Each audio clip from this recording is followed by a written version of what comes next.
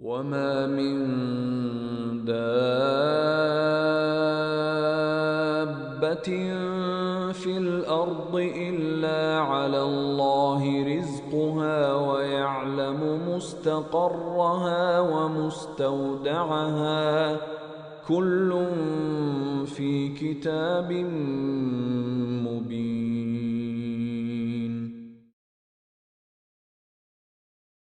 تقال العثار العظام به ويعود الهوى ككبش ذبيح بذكر As a Muslim, Мұсылмандарда басқалар сияқты ақша табуға міндетті. Алла тағала ризық бергенде мұсылмандар мен кәпірлерді бөлмейді.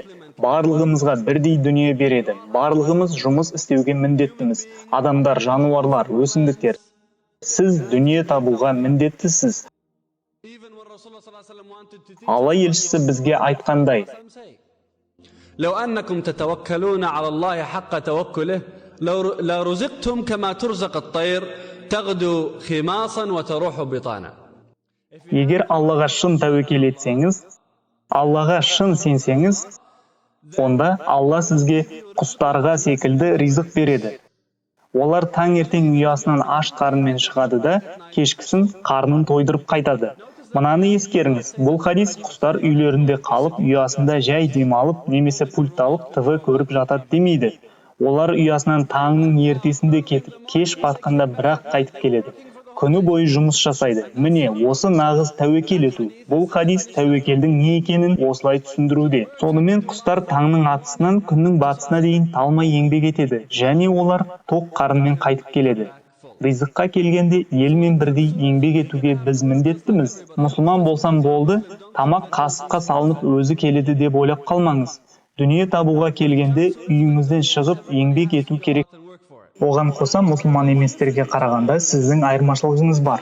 Кафирлер дүниені тек осы өмір үшін ғана табады, бірақ мұсылмандар осы дүниемен қоса келесі өмірге де еңбек етеді. Ол үшін оның өз саудасы бар. Дүние сіз үшін ақыретке өткізетін көпір. Сонымен сіз қосымша күш салу керексіз. Ақыретіңіз жақсы болу үшін. Оның мағынасы мұсылмандар жетістікке жету үшін кәпірлерден 2 есе артық күш салу керек. Барлығын 2 еселеу керек. 2 мүшеңіз бір-бірінен кем болмауы керек. Істейтін жұмыс мөлшерін 2 еселеу керек. Уақытты да 2 еселеу, 2 есе тырысу керек. Себебі бұлай жасамасаңыз, сіздің қолыңызда тұрған дін мен дүние екеуі де зая кетеді. Бүгінгі күннің ризығын табу сіз үшін қиындап кетсе, және сізден көп уақытты талап етсе, онда дүние мен ақыреттің жетістігіне жетудің жалғыз жолы көңіл көтеруге кететін уақытыңызды, және ұйқыға кететін уақытыңызды азайту керексіз. Мұсылман ретінде сіз уақытыңызды мағынасыз, болмашы, тез өтпелі сәттерге жұмсамауыңыз керек. Мұсылман адам уақытының бірде-бір бөлігінен айырылмау керек. Себебі уақыт сағаты жүріп жатыр. Сіз үшін кері санақ басталып кетті. Құрметті көрермен, арнамызға тіркелу үшін мына батырманы басып, алдыңғы видеоны қарау үшін осы жерге басыңыз.